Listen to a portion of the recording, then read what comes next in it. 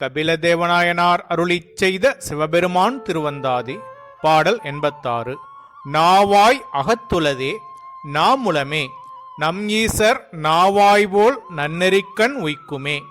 நாவாயால் துய்க்கப்படும் பொருளை கூட்டுதும் மற்றவர்க்கால் துய்க்கப்படுவதாம் சூது.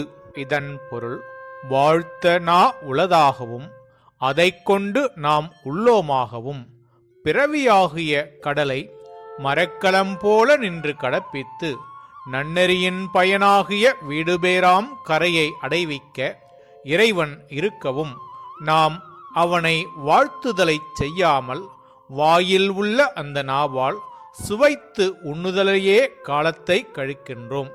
அது நாம் உய்தற்குரிய உபாயம் அன்று. இறைவனுக்கு ஆளாகி பணி செய்து அதனால் நுகரப்படும் இன்பத்தை இன்பமாக கருதி முயலுதலே நாம் வீடுபேறு அடையும் உபாயமாகும் என்கின்றார்.